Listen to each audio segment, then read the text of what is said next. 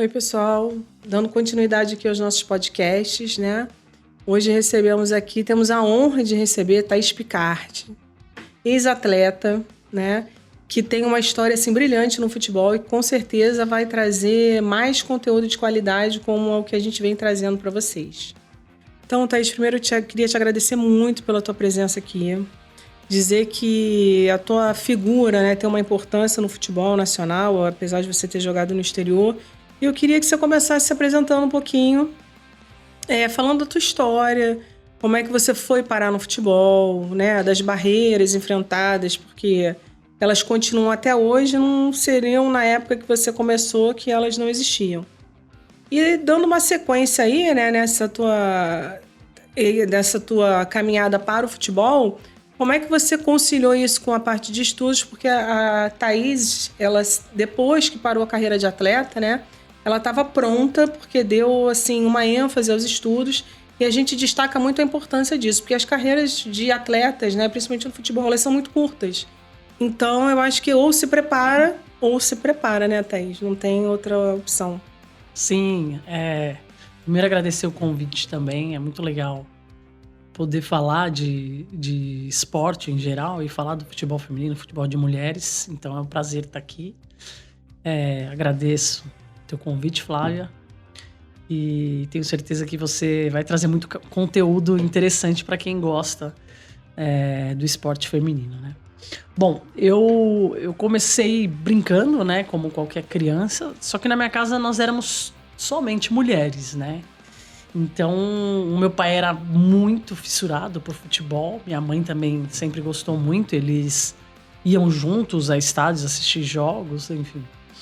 E aí, quando as filhas foram nascendo, a brincadeira do meu pai conosco era sempre futebol, né? A gente estava sempre brincando, jogando.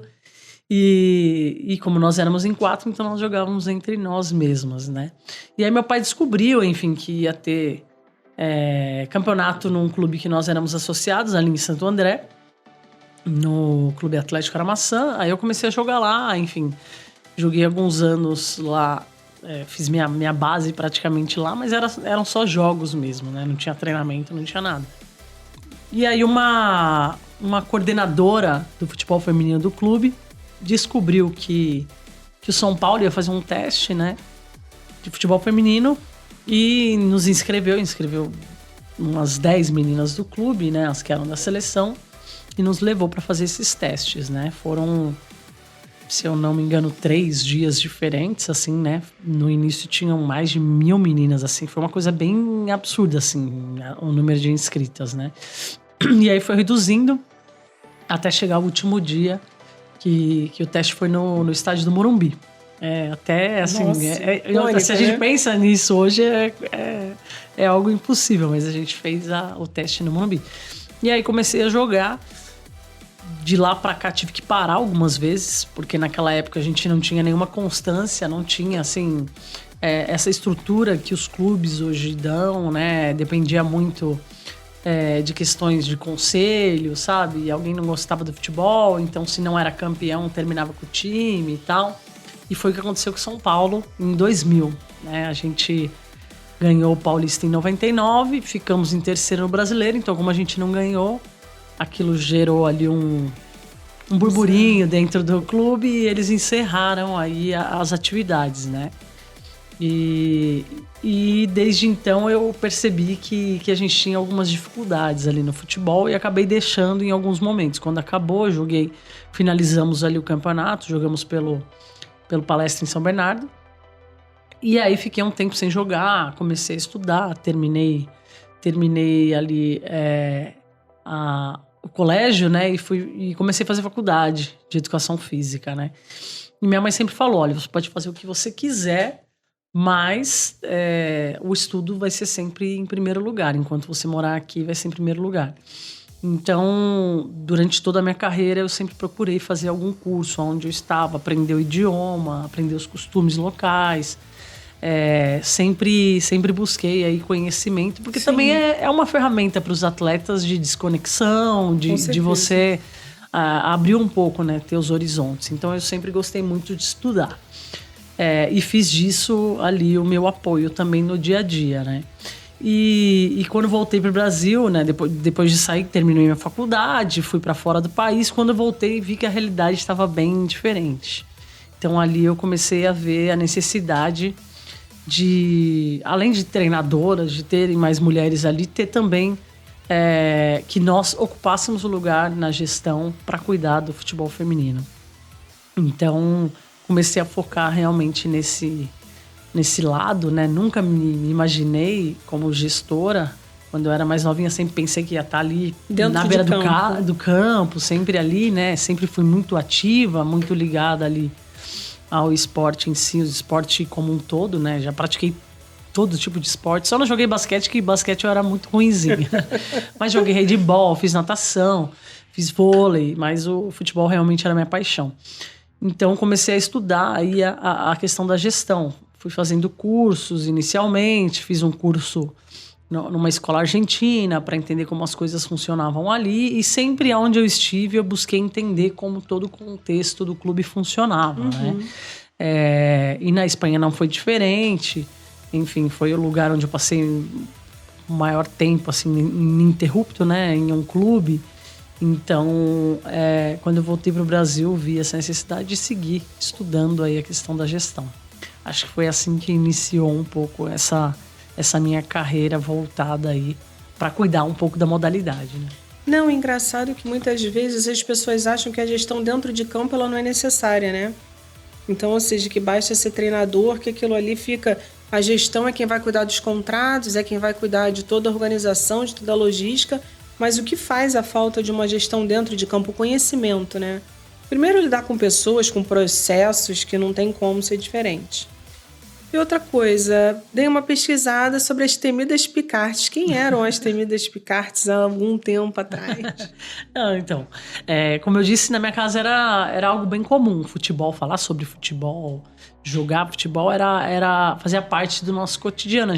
Eu nem sabia, quando eu comecei a jogar, que o futebol feminino tinha sido proibido em algum momento. Isso pra mim não existia, né? Era uma brincadeira. E todas nós jogávamos muito, né? A gente praticava muito esporte. Minha família sempre foi muito ativa. E minhas irmãs, né? Como eu disse, nós somos em 4 mulheres. Nós começamos a jogar nesse clube, né? No Aramaçã. E aí, quando era sempre por sorteio os clubes, né? Por pontuação e sorteio. E quando sorteava uma picarte, você levava o pacote, né? Levava as 4. E a gente jogava bem, enfim, minhas irmãs também jogavam bem, né? Cada uma na sua posição, tínhamos idades diferentes. Eu e minha irmã mais velha, nós éramos da mesma categoria. E as nenéns, como a gente chamava, eram da categoria abaixo. Mas todas nós acabávamos jogando em todas as categorias, porque a gente era sempre chamado para compor ali os outros times. Então, era basicamente isso. Quando alguém sorteava a gente, ia o pacote completo. Exatamente. E aí... A gente era sempre temida aí pelas equipes adversárias, porque a gente jogava bem, desenvolvia ali até a unidade, né? Por sermos irmãs, a gente se defendia muito em campo, dava vida mesmo muito pela legal. Outra, né? Eu tinha uma irmã que era zagueira, outra volante, a outra era atacante, e por aí vai, né? E eu acabei indo pro gol. Então, nós éramos conhecidas aí no clube como as temidas picartes aí. Muito legal, né? E, pessoal, a Thaís, ela tornou-se mais referência ainda no futebol feminino, principalmente, porque ela até bem pouco tempo atrás esteve à frente do futebol feminino da Federação Paulista. E trouxe um marco histórico, né, inegável, porque conseguiu, depois de tantos anos... Você tem noção de quanto tempo mais ou menos existe a copinha masculina? A primeira copinha masculina foi na década de... 60, se eu não estou enganado. Ou seja, estamos em 2023. Em 2023, pela primeira vez, pelas mãos da Thaís, o projeto foi para frente. Então, assim, quantos craques foram revelados através da Copinha? Neymar é um deles, né? Que a gente... Então, ou seja, imaginar que a Thaís é a pessoa responsável que deu esse pontapé para que essa realidade de destaque, né, essa possibilidade de destaque a nível até internacional, de descoberta de talentos que os homens estão acostumados a ter hoje em dia, as meninas. Te pergunto, o que foi estar à frente de um departamento que com certeza a notoriedade gerada foi absurda pela tua competência, porque dentre tantas profissionais foi você que foi escolhida para estar lá. As barreiras enfrentadas, mas no final, o que representou? Tá aqui o produto, tá entregue e a coisa vai acontecer. Bom, primeiro que é um orgulho muito grande, né? Fazer parte da história do futebol feminino e não só isso, poder representar tantas outras mulheres, tantas outras atletas que não tiveram as oportunidades que eu tive, enfim, que eu conquistei, não tiveram talvez a família ali junto apoiando, ou conhecimento, ou oportunidade realmente de ter uma formação, né? Vieram em outros momentos. Para mim é maravilhoso, entendeu? Porque a ideia, assim que eu entrei na federação, era realmente dar mais oportunidades para outras mulheres. Então, mais do que a Copinha, nós fizemos aí, contando com a Copinha, 5 novas competições, né? E era fraquíssimo o calendário para o futebol feminino, né? E isso que do futebol feminino em São Paulo, né, era o calendário mais completo, né? A gente tinha só o Campeonato Paulista Sub-17 e o Paulistão Feminino, né? O Campeonato Adulto. Então a gente passou a ter o Festival Sub-14 também já existia, um festival. A gente passou a ter Festival Sub-12 esse ano, a gente conseguiu implementar o Festival Sub-12. Então meninas a partir de 9 anos de idade jogando futebol, né? Tendo essa possibilidade de competir. Isso é maravilhoso. O Sub-15 ano passado, fizemos pela primeira vez. Então foi super importante. Muitas equipes já estão sendo construídas também, entendendo que a gente elabora essa competição e que esse ano vai acontecer. Muitas equipes, inclusive do masculino, se estruturando para jogar essa competição. O Sub-17 que já existia, fizemos o Sub-20, fizemos uma competição adulta que futuramente vai servir como base aí para uma segunda divisão, né? Para uma A2 talvez, enfim, talvez futuramente esse nome seja modificado, né? Que é a divisão especial. E a Copinha agora, que é esse marco. A Copinha, para quem não sabe, no masculino, ela começou com apenas 4 equipes, né? Então foi um início bem diferente. Algumas pessoas questionam, até porque a Copinha feminina terá aí 16 equipes. Algumas por que tão poucas equipes? Nossa. Se no masculino tem 228 equipes? Eu falei, então, na verdade, você precisa entender o contexto, né? A Copinha masculina, ela começou com 4 equipes. Então, a gente está começando já de uma forma diferente. A Copinha, ela nasce dessa ideia de dar oportunidades também para outros estados, para outras equipes competirem e dar cada vez um calendário maior para essas meninas nessa idade, que é uma idade tão importante para a formação e para esse momento, né, na carreira delas, que é dar um passo como profissional ou parar suas carreiras, né? Então, a principal ideia dessas competições sub-20 é aumentar o calendário e dar oportunidade realmente para que meninas nessa idade se destaquem. É uma competição que já tem um viés muito grande de revelação de grandes talentos. Então, a gente está dando oportunidade para equipes do Brasil inteiro poderem disputar. É claro que inicialmente um número mais reduzido, né? Com equipes com maior qualidade técnica, mas que eu tenho certeza que futuramente vai se transformar nessa potência que é a Copinha masculina também, dando oportunidade para todas as equipes que tenham essa categoria, né? Então, eu como ex-atleta, poder fazer parte da história e oportunizar para outras atletas o que eu não pude ter na minha carreira é indescritível, entendeu? Não tem como a gente descrever a sensação de você contribuir para que essas meninas tenham, né? E assim, uma vez que a competição nasce, ela não morre jamais, né? Nunca. Ela não deixa de existir. Então, tenho muito orgulho desse período e de tudo que a gente conquistou durante todo esse período. E é importante você falar também nessas competições com idades menores, né, categorias, porque você acaba, de uma certa forma, fomentando a base, que é um dos principais déficits, eu digo, do futebol feminino, né? Porque você não tem como. Você vê tudo que é clube hoje em dia, você começa com 6 anos no futsal e você hoje em dia, qual clube que efetivamente pegam meninas nessa idade? Quando você começa a ter uma competição a partir dos 9, a tendência é que esses clubes comecem a captar e treinar as meninas mais cedo. Então acaba que um calendário mais extenso, com umas categorias de idade, você acaba forçando o fomento às categorias de base, né? Não, com certeza, não tem nem o que falar, assim. O nosso principal déficit hoje no Brasil é a questão das categorias de base, né? Poucos clubes possuem, a maior parte deles está aqui na região sudeste, né, do país. Claro que nós temos 2 grandes escolas no sul também, né? O Inter e o Grêmio. Mas falta muito ainda essa visão e essa mentalidade. Faltava calendário também, né? Sim. É muito recente a criação do Da brasileiro, obrigatoriedade, né? do brasileiro brasileiro. sub-20. E aí veio o Paulista desde o ano passado também, o brasileiro. Então não existia, né? Não existia e não tinha razões para as equipes terem, né? Por que eu vou montar uma equipe, gastar, né? Ter o recurso ali voltado para essa categoria, se eu não vou ter competições, se eu não vou ter como levar essas meninas para dar visibilidade, para ter investimentos também, trazer recursos. Então as competições, elas são extremamente importantes para isso. E meninas que têm a oportunidade de competir, de terem essa minutagem de treinamento, de trabalho, quando elas chegarem numa categoria adulta, elas vão estar totalmente transformadas da nossa realidade hoje, entendeu? Essa geração já é uma geração que tem um desempenho diferente, físico, tático, né? De entendimento do futebol. Então imagina uma geração que começa a competir de fato com 9 anos. Não tem preço isso. Na época que você teve na federação, né? Falando um pouquinho, existe algum projeto específico para as mulheres? Ou seja, de fomento ao estudo também, junto com a prática esportiva? Eles se preocupam com isso? É uma preocupação latente da federação?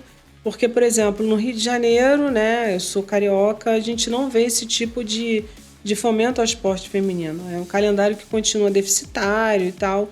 Como é que é a Paulista nessa parte de fomentar também, que a gente, sempre quando conversa com um atleta, a gente fala, você tem que ter o plano B.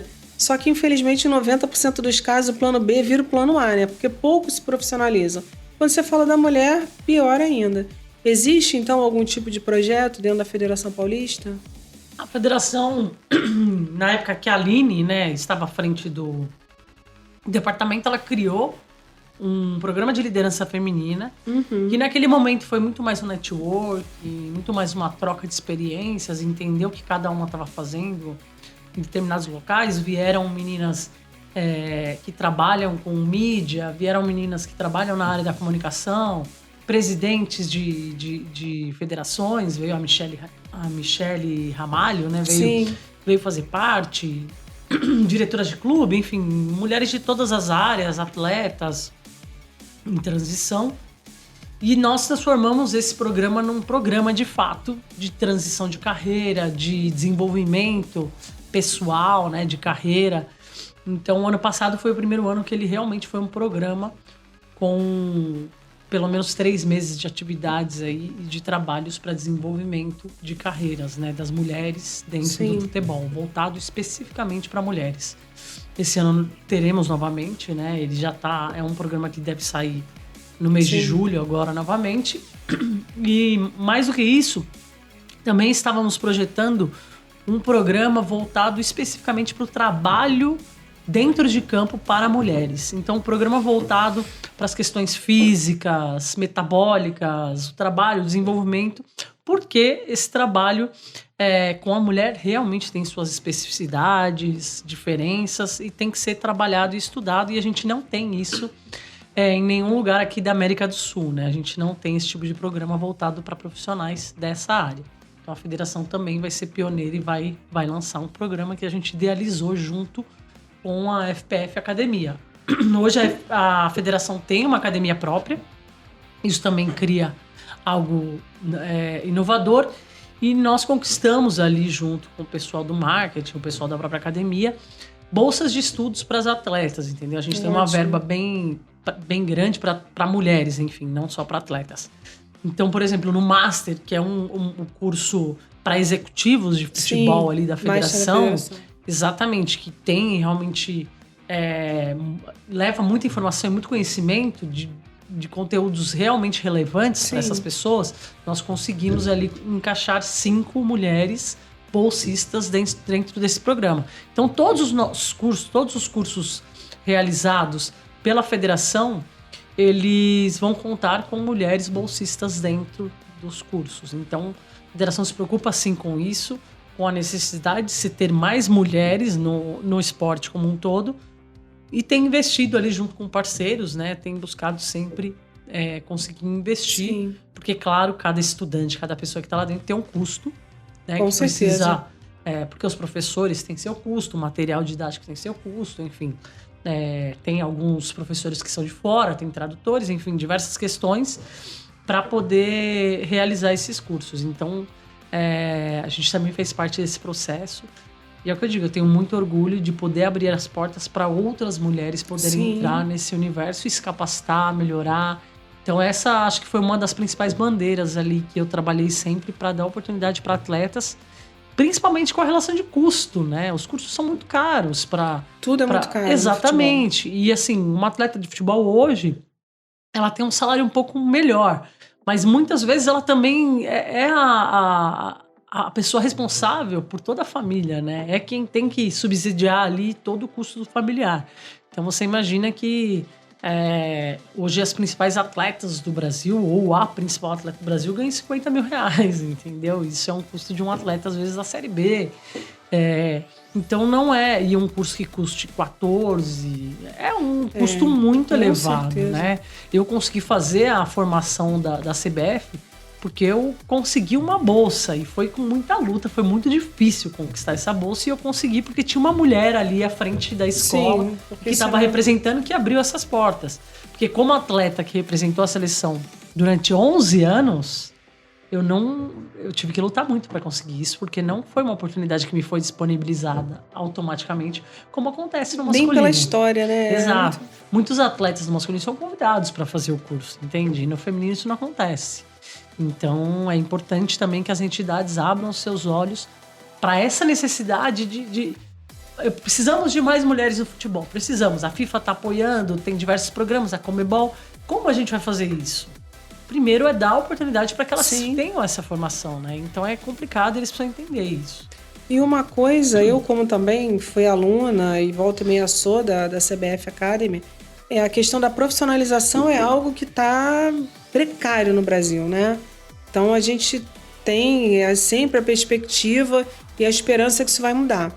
E uma coisa que você falou que eu acho super importante, eu vivenciei isso enquanto aluna da CBF, quando a atleta ela chega ali, sendo bolsista ou não, ela traz um histórico já de busca de conhecimento maior do que o homem.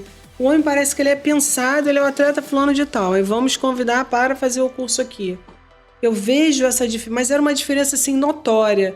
Você olhava às vezes para o atleta, ele está fazendo porque ele chegou num ponto da carreira, a gente vai tentar colocar ele na parte de gestão. As mulheres geralmente já vinham galgando isso. Eu não sei se você tem esse mesmo entendimento, essa mesma visão. Ou seja, buscavam a bolsa, estavam ali para tentar ganhar mais conhecimento. E o homem, às vezes, era o primeiro curso que ele ia fazer, nunca buscou nada na vida. A CBF, ela com certeza, por outro lado também, ela quer estar recheada de pessoas que sejam do meio.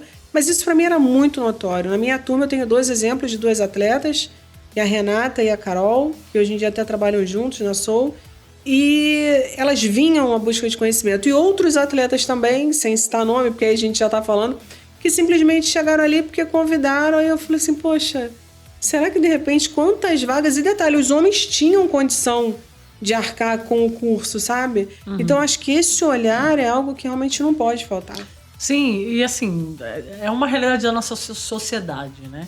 A mulher, para ela alcançar um objetivo, uma meta, uma colocação profissional, ela precisa de uma formação bem interessante, né?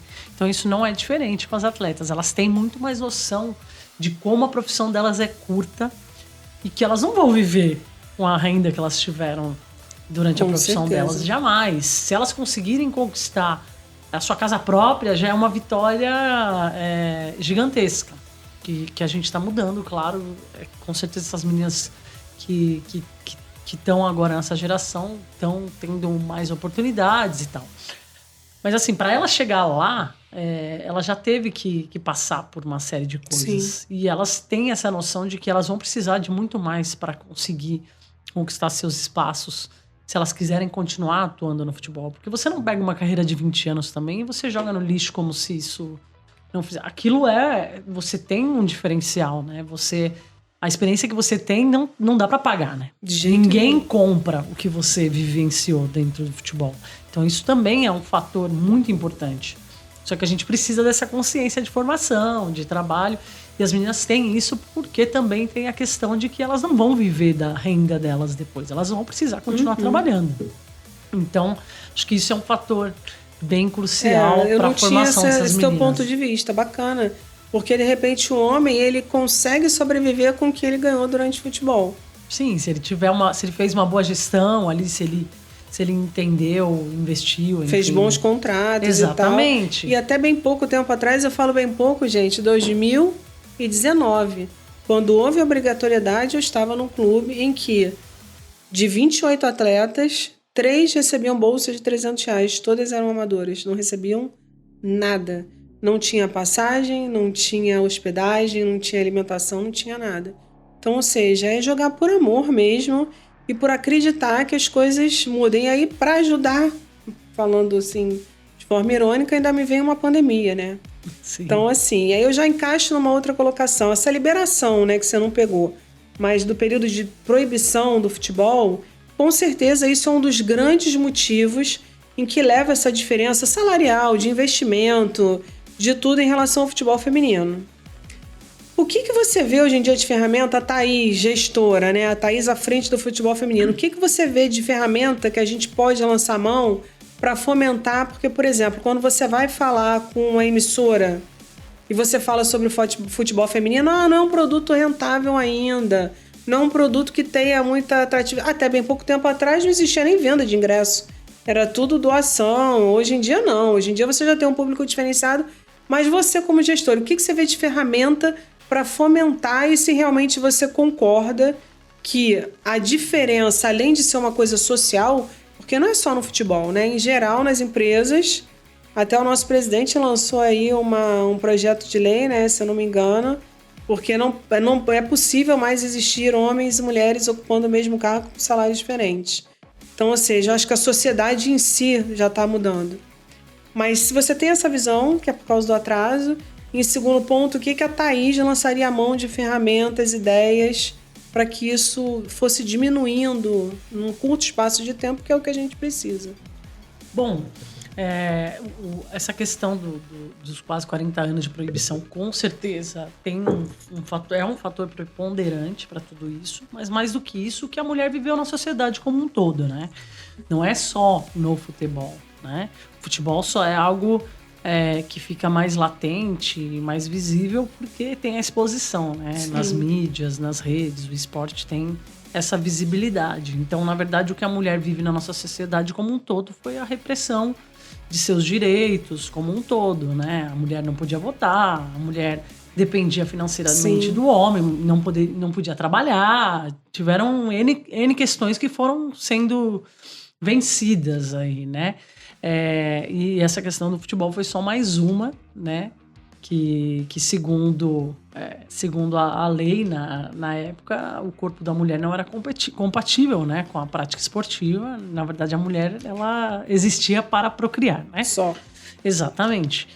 Então, é muito mais uma questão social do que a questão do esporte em si. Com certeza, gerou um impacto muito grande no desenvolvimento da prática, né, na massificação, para que meninas entendessem que aquilo era um espaço para elas também, né? Então, o que eu vejo hoje com relação a isso, a gente precisa de mais mulheres, mais meninas praticando o esporte. Então, o governo ele tem um papel crucial. É claro que, assim, federações, as instituições, elas precisam fazer competições, para começar isso, né? Já é um início que se tem algumas competições, mas a gente precisa de uma amplificação com relação a outras, né, federações fazerem mais competições femininas para que os clubes possam ter suas equipes, né? E ter como competir em competições federadas. Isso é um ponto. Mas, acima de tudo, para mim, na minha opinião, hoje, o que é essencial é a prática do futebol para mulheres, para meninas nas escolas. A gente precisa que essas meninas estejam praticando, que tenham um local seguro, que tenham educadores ali que intervenham, né, para que elas possam fazer essa prática, porque os professores eles têm um papel extremamente importante na formação desse cidadão, dessa cidadã, né? E precisa se tornar algo normal, comum, né? Dentro das escolas. Porque tudo que é criado ali dentro da escola, ele é replicado para a sociedade como um todo. Certeza. Então, para mim, hoje, o principal ponto é que se criem programas de prática do futebol para meninas nas escolas, né? Que se tenham aí dentro desse currículo escolar a obrigatoriedade da prática do futebol ali para meninas, né? A gente não pode esquecer que o futebol para o nosso país, ele é muito mais do que só um esporte, né? Ele é praticamente... É como se fosse uma chancela brasileira, digamos assim, né? Então a gente precisa ter esse cuidado. Ele tem que ser cuidado como se fosse um patrimônio brasileiro, né? Um patrimônio do nosso país. E para isso, ele tem que ser disponibilizado para todos os cidadãos e cidadãs, né? E isso começa ali na escola. Com essa atitude, com essa ação, a gente já vai ter uma mobilização e uma diferença muito grande até na mentalidade dos próprios meninos, que futuramente vão ser os homens que estarão ali também atuando e que estarão consumindo. Mas hoje, o futebol feminino, ele, com a visibilidade que a gente tem ganhado cada vez mais... e essa visibilidade, claro que inicialmente ela foi algo que foi colocado ali como uma obrigatoriedade, algo assim, mas o que se está... Tudo que está gerando em troca... É o que vale. Exatamente, porque assim, para a empresa, a FIFA, ela vem investindo cada vez mais no futebol feminino. E não é porque a FIFA é boazinha... que ela quer doar. Não, a FIFA vê o futebol como um negócio. Claro. E assim, a categoria dentro da FIFA que mais cresceu nos últimos anos foi o futebol feminino e que ainda tem uma possibilidade de crescimento infinita, assim, certeza. Sabe? Então, eles têm investido porque realmente era um dinheiro que estava sendo perdido, né? Se você trata mais da metade da população mundial com descaso e excluindo, né, essa população a ter acesso ao futebol, isso faz com que você perca muito financeiramente, que você perca muito. Então hoje as mulheres têm esse acesso, têm essa possibilidade de trabalho, têm essa possibilidade como atletas, e o futebol feminino ele traz também um público diferente. Um público que não gostava de futebol, porque não teve oportunidade, não teve esse hábito, mas que vê no futebol feminino uma forma de apoiar as mulheres, sabe? Sim, uma forma de empoderamento. Mesmo, exatamente. Então, por exemplo, no Paulistão ano passado, 56% do público que assistiu a final em TV aberta era composto por mulheres. Isso é histórico, isso nunca aconteceu. Nunca aconteceu. Então, é um dinheiro novo. É um dinheiro novo que está entrando pro mercado e que tem que ser explorado. Consumidores diferentes. Exatamente. Do que Exatamente. Então, não é só... a questão de o que fazer já está sendo feito, tem que ser replicado, né, em outros locais, porque nós temos consumidores, nós temos um público diferenciado que vai querer acompanhar o futebol feminino, até por questões de segurança, Sim. questões de abertura, de acessibilidade às atletas. O futebol feminino ainda tem aquela pureza do futebol, por exemplo, da década de 80, entendeu? Então nós temos alguns pontos que devem ser explorados, que são extremamente atrativos, inclusive para as marcas. Tem marcas querendo hoje apostar exclusivamente no futebol feminino. Então, não é que estão querendo... Muitos torcedores dizem, querem enfiar goela abaixo. Não é isso. Eles estão fazendo porque tem público, tem visibilidade. Na última Copa do Mundo em 2019, a maior visibilidade, o número de espectadores em um jogo foi aqui no Brasil. Então, isso são números, são dados. Contra os dados não tem como argumentar. Não tem. Então, basicamente é isso. Acho que o que eu posso colocar aqui como a minha visão é isso. Não, e é super interessante você colocar. Eu estou com 47 anos. Na época da educação física na escola, né, era dividido em 4 bimestres. Então, primeiro, vamos supor, era vôlei, jogavam os meninos e as meninas. Basquete, os meninos e as meninas. Handebol, os meninos e as meninas. No último bimestre, que era quando já estava terminando o ano, era o futebol. Sempre o futebol era o último. Os outros, as meninas não jogavam futebol. Elas iam para uma sala para fazer ginástica rítmica. Aquela com massa e tal. Eu disse assim, gente, absurdo isso. E na minha época já tinham meninas que jogavam bola. E aí você privar, quer dizer, você deixar... Então, acho que esse ponto das escolas... Porque pela escola, praticamente todas as meninas, exceto você em alguns lugares aí que você não tem nem acesso à educação. Mas elas podem não ter acesso a uma escolinha, né? Que eu acho que falta também. Mas dentro da escola, se já começa esse estímulo intercolegial, né? Que era na minha época, hoje em dia tem jogos estudantis, se eu não me engano, uma coisa assim. Mas eu concordo, eu acho super válido, né? Esse teu ponto de vista também é algo que muita gente não fala. Você pensa no final, no fomento, no calendário, mas você não pensa lá no início onde você pode começar esse estímulo. E falando nisso, como é que você vê São Paulo disparado em questão de avanço no futebol feminino em relação ao resto do Brasil? E eu digo até a região sudeste mesmo. Mas como é que você vê, com toda essa evolução que parece simples, mas é desde uma roupa sob medida pela primeira vez, é bizarro isso, né?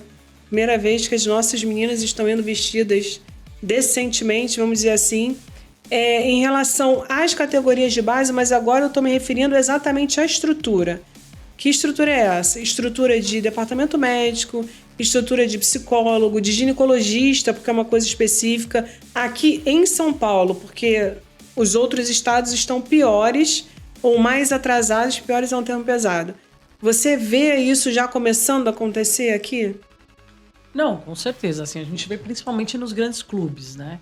Nos grandes clubes, sim, já tem essa estrutura, desde um analista de desempenho ao setor médico, que engloba diversas especialidades. Então, realmente, os clubes já possuem. E isso se reflete diretamente nos resultados dentro de campo, né?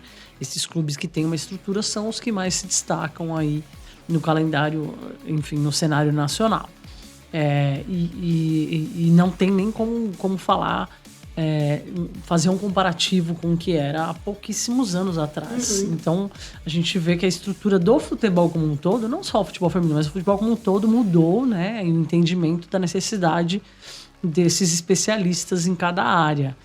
E com certeza aqui em São Paulo é inegável que quase todos os clubes que jogam a primeira divisão, que jogam o Campeonato Paulista, têm uma estrutura diferenciada. Mas nós temos os clubes ali do segundo escalão, se é que a gente pode chamar assim, que tem mais dificuldade, que tem dificuldade de verba, de trazer patrocinadores. Tem patrocinadores, mas tem uma verba reduzida, né? Então essa é uma dificuldade de manter. Muitos utilizam a estrutura do futebol masculino, né? Isso ainda acontece, algo bem comum, né? Mas a gente vê uma diminuição e um aumento cada vez maior desses setores dentro dos clubes e das equipes de futebol feminino. Agora, quanto aos outros estados, ainda é bem diferente. Não tem nem o que falar. Muitas vezes não se tem sequer fisioterapeuta. As meninas têm que fazer um tratamento fora dos clubes, com parceria da prefeitura, muitas vezes, e que, óbvio, não é especializado ali na questão esportiva, né? Então, é extremamente diferente. Não tem como negar isso. E os resultados se refletem nesse trabalho. Com certeza. E, assim, falando assim de uma forma bem geral, né?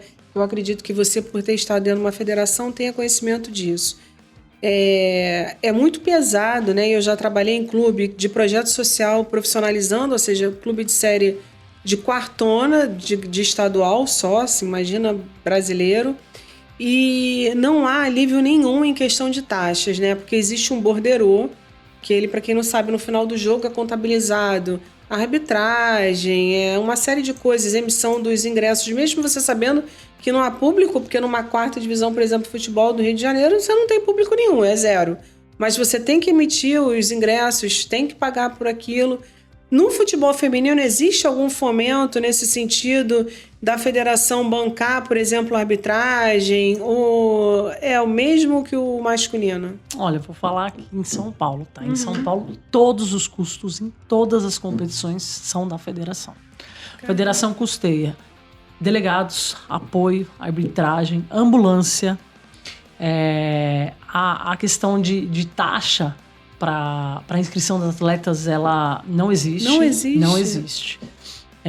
E, inclusive, a taxa para que... Existem algumas... Outra questão do fomento é a questão de como possibilitar para essas equipes serem filiadas à federação, né? Então, a federação, o departamento ali de filiação, junto com o departamento de futebol feminino, criou a possibilidade de que existam equipes vinculadas à federação. E essas equipes exclusivamente de futebol feminino ou de futebol masculino de base, entendeu? As equipes que sejam ali equipes formadoras, né?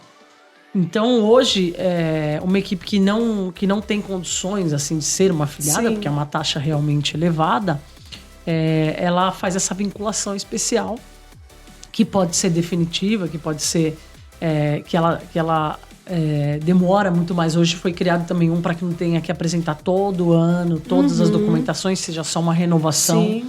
Então, existem várias formas de você se vincular ali à federação para poder disputar as competições, e foi feito para o futebol feminino e principalmente também para a base feminina. Existem diversas questões ali de fomento para trazer projetos sociais para jogarem a competição, por exemplo, Sub-15. O ano passado tiveram muitas equipes ali de projetos sociais que jogaram Sub-15, os festivais têm uma inscrição totalmente diferenciada para que escolinhas de futebol possam jogar, porque é realmente para fomentar e para dar oportunidade para essas meninas jogarem. E esse ano a gente conseguiu transmitir também os festivais, então isso é mais maravilhoso. Importante ainda. Exatamente, é dar visibilidade, fazer com que essas meninas possam ser vistas. Nós tivemos ali a presença da auxiliar técnica das seleções, da seleção Sub-17, Sub-15, que começa agora em todos os nossos festivais.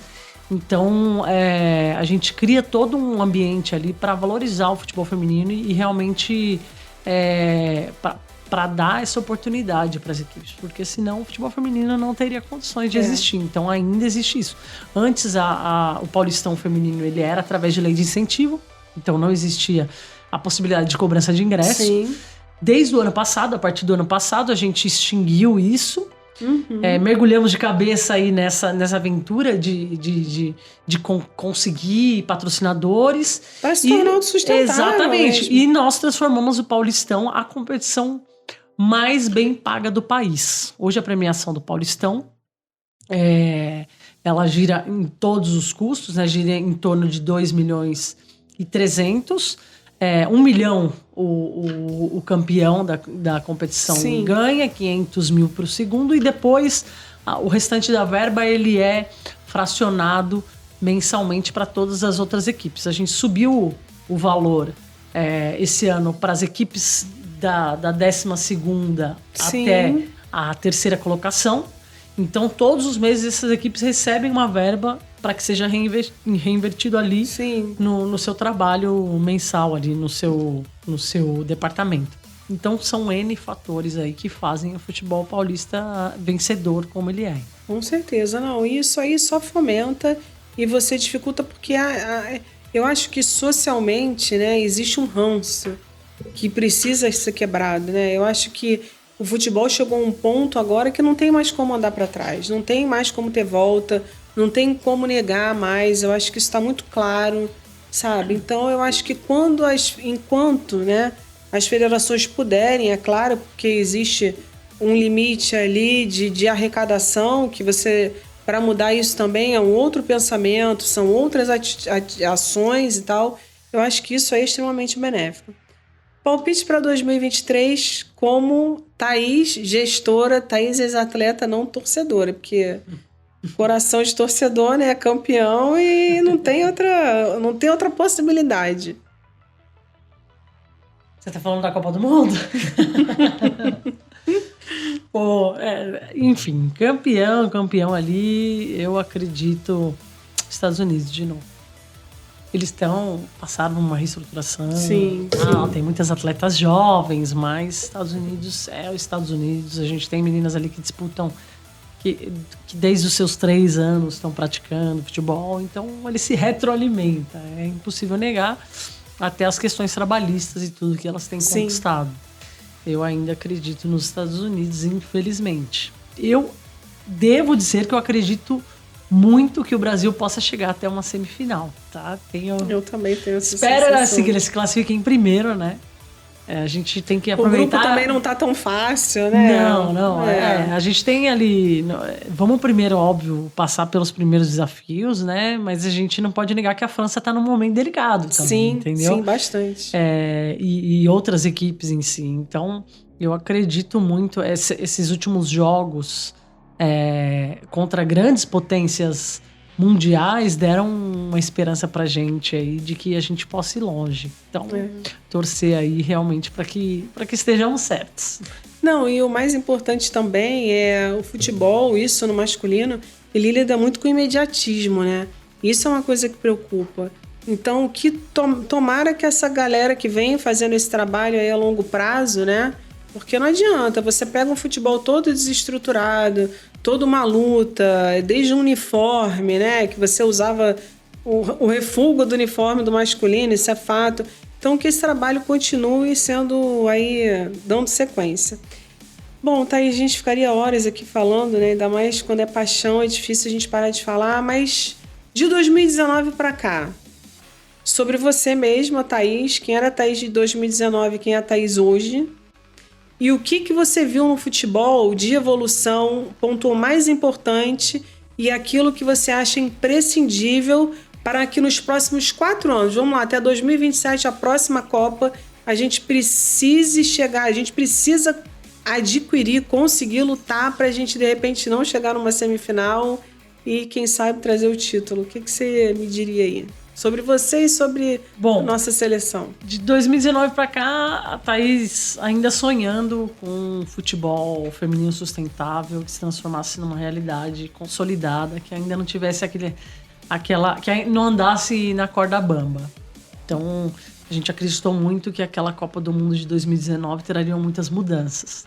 E a pandemia foi um balde de água fria, mas mesmo assim nós conseguimos avançar muito nesses 3 anos. Então, a Thaís daquela época era uma sonhadora que viu tudo aquilo se transformar em realidade, né? Foi meu último ano, inclusive, como atleta. Então, eu tinha uma mentalidade diferente, enxergava as coisas de uma forma diferente.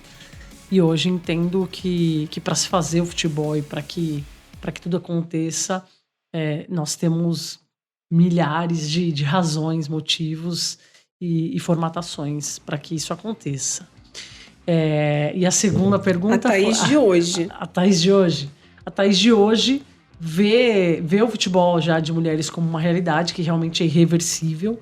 E não só como uma possibilidade social, ou aquela visão de caridade, de vamos ajudar, sabe? De ser uma questão realmente de ponderamento. Hoje eu vejo como um negócio extremamente interessante para o mercado e que vem atraindo cada vez mais marcas, que é autossustentável, que a televisão hoje, por exemplo, para a Federação Paulista paga para poder transmitir seus jogos e por isso a gente consegue reverter essa verba. Em premiação. Exatamente. Então hoje o futebol feminino, não só no nosso país, mas no mundo, é uma realidade consolidada e que tem um futuro, acho que a gente não tem nem como sonhar até onde a gente pode chegar.